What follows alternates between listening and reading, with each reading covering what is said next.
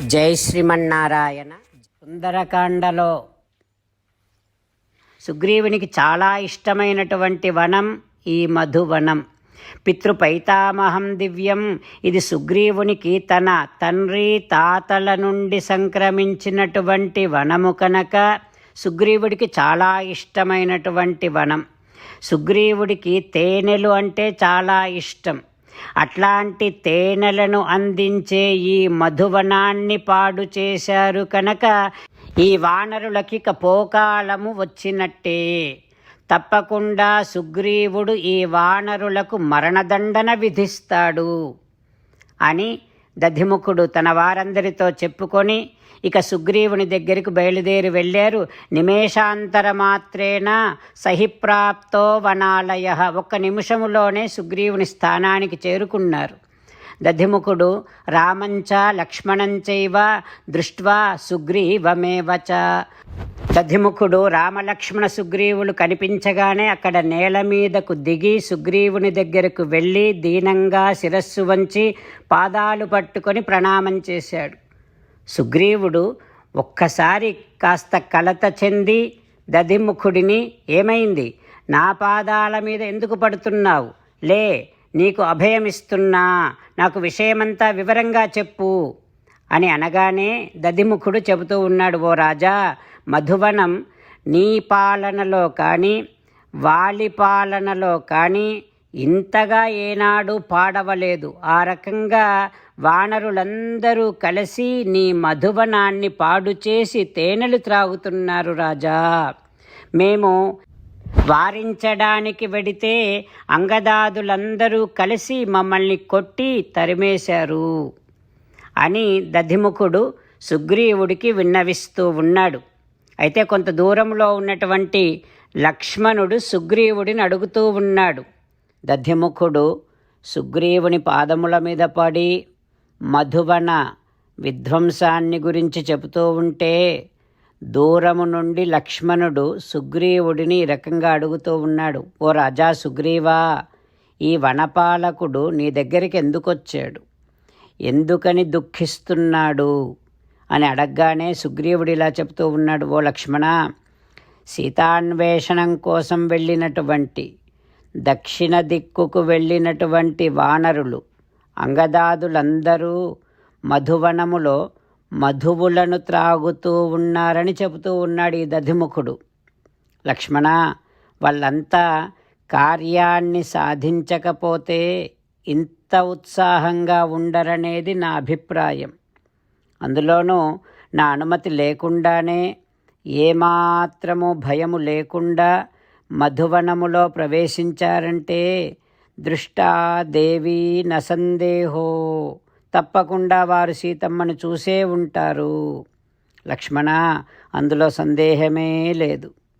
అందులోనూ నచాన్యేన హనుమత, హనుమంతుడే సీతమ్మను చూసి ఉంటాడు, అందులోనూ సందేహము లేదు. నహి అన్యః సాధనే హేతు కర్మణోస్య హనుమతః. ఈ కార్యాన్ని హనుమంతుడు మాత్రమే సాధించగలడు, వేరొక్కరు సాధించలేరు లక్ష్మణ. ఓ లక్ష్మణ, హనుమలో కార్యసిద్ధి, మతి, వ్యవసాయశ్చ, వీర్యంచ, శృతంచాపి ప్రతిష్ఠితం తస్మిన్ వానరపుంగవే. హనుమలో కార్యసిద్ధి ఉంది, అద్భుతమైనటువంటి తెలివితేటలు హనుమకు ఉన్నాయి. అంతేకాకుండా పరాక్రమము, పట్టుదల, విద్య అన్నీ ఉన్నాయి హనుమలో. జాంబవంతుడు, అంగదుడు లాంటి వారి నాయకత్వం, ఇక హనుమ వారికి తోడుగా ఉండటం, దీనివలన కార్యము సాధించకపోవటం అనేటటువంటిది ఉండనే ఉండదు.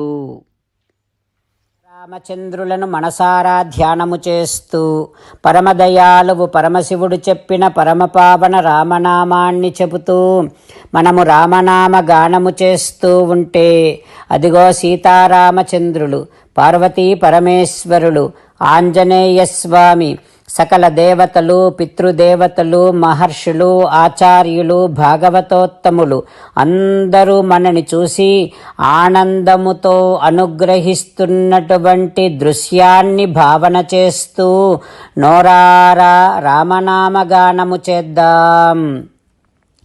రామ రామ దశరథ రామ, రామ రామ దశరథ రామ, హే హే రాజా రామ, హే హే రాజా రామ, హే హే సీతారామ, హే హే సీతారామ. జై శ్రీమన్నారాయణ. భక్తులకు ప్రత్యేకమైనటువంటి విజ్ఞాపన. మీకు అన్ని విషయాలలో వెంటనే మంచి ఫలితాలు రావాలి అనంటే ప్రతిరోజు 1 నిమిషం వెచ్చించి నారాయణాస్త్రాన్ని చదవండి. ఇక మీకు తిరిగే ఉండదు. నారాయణాస్త్రాన్ని పొందడానికి మీరేం చేయాలంటే నారాయణాస్త్రం అనే వెబ్సైట్కి వెళ్ళి మీ పేరు, మీ ఈమెయిల్ ఇస్తే మీ ఈమెయిల్కి నారాయణాస్త్రం PDF వస్తుంది. అందులో ఒక రామాయణ శ్లోకం, ఒక గీతా శ్లోకం, ఒక విష్ణునామం ఉంటాయి. ఆ 3ంటిని కలిపి నారాయణాస్త్రం అంటాం. ప్రతి ఒక్కరికి వేరువేరు శ్లోకాలను ఇస్తున్నాం. ఆ రకంగా ఎవరి శ్లోకాన్ని వారు ప్రతిరోజు తప్పనిసరిగా చదవటం వలన ప్రతిరోజు ప్రతి 24,000 భక్తులతో ఒకసారి సంపూర్ణ రామాయణ పారాయణ, 33 సార్లు శ్రీమద్ భగవద్గీత పారాయణ, 24 సార్లు శ్రీ విష్ణు సహస్రనామ స్తోత్ర పారాయణ జరుగుతుంది. ప్రతి ఒక్కరికి అంతటి విశేష ఫలితము ప్రతిరోజు లభిస్తుంది. అందుకని మీరు, మీ కుటుంబ సభ్యులు అందరూ ఒక్కొక్కరు ఒక్కొక్క నారాయణాస్త్రాన్ని వెంటనే పొందండి. జై శ్రీమన్నారాయణ. శ్రీమద్ భగవద్గీత సారాంశముగా 18వ అధ్యాయములో 65 నుంచి 69 శ్లోకముల ద్వారా శ్రీకృష్ణ భగవానుడు మనందరినీ ఒక 8 పనులు చేయమని చెబుతూ పరమాత్మ ఈ రకంగా అంటూ ఉన్నాడు. ఎవరెవరైతే నేను చెప్పిన ఈ 8 పనులు చేస్తారో వారందరూ నాకు చాలా ఇష్టమైన వారవుతారు. అప్పుడు వారిని నేను సకల పాపముల నుండి, సకల దుఃఖముల నుండి విముక్తులను చేసి నా అంతటి వారిగా చేసుకుంటా, తరగని ఆనందాన్ని అనుభవింపచేస్తా. నిజమే చెబుతున్నా, ప్రమాణము చేసి చెబుతున్నా అంటూ సాక్షాత్తుగా దేవదేవుడైన శ్రీమన్నారాయణుడైన శ్రీకృష్ణ భగవానుడే మనను ఈ 8 పనులు చేయమని చెబుతూ ఉన్నాడు కనుక, హో శ్రీమన్నారాయణ, కరిష్యే వచనం తవ, తప్పకుండా చేస్తా, నువ్వు చెప్పినట్టే చేస్తా అంటూ మనం ప్రతిరోజు దేవదేవుడైన శ్రీమన్నారాయణుడికి ఈ రకంగా మాట ఇద్దాం. హో శ్రీమన్నారాయణ, నువ్వు చెప్పినట్టే నేను నిన్నే సంతతము ధ్యానము చేస్తూ ఉంటా. హో శ్రీమన్నారాయణ, నువ్వు చెప్పినట్టే నేను నీ భక్తుడిగానే ఉంటా. హో శ్రీమన్నారాయణ, నువ్వు చెయ్యమన్నట్టే నేను నా విధులను, కర్తవ్యాలను నీ సేవగా, నీ తృప్తి కోసమనే సక్రమంగా నిర్వర్తిస్తూ ఉంటా. హో శ్రీమన్నారాయణ, నువ్వు చెప్పినట్టే నేను నీవాడిని అనే మహావిశ్వాసాన్ని సంతతము కలిగి ఉంటూ నా హృదయములో నీకే నమస్కరిస్తూ ఉంటా. హో శ్రీమన్నారాయణ, మామేకం శరణం వ్రజ, నన్నొక్కడిని మాత్రమే శరణు వేడుకో అని నువ్వే అన్నావు కనుక నేను నిన్ను ఒక్కడిని మాత్రమే శరణు వేడుకుంటా. హో శ్రీమన్నారాయణ, మా శుచః, ఇక దుఃఖించకు అని నువ్వే నాకు భరోసా ఇస్తూ ఉన్నావు కనుక నేను ఇక దుఃఖించను.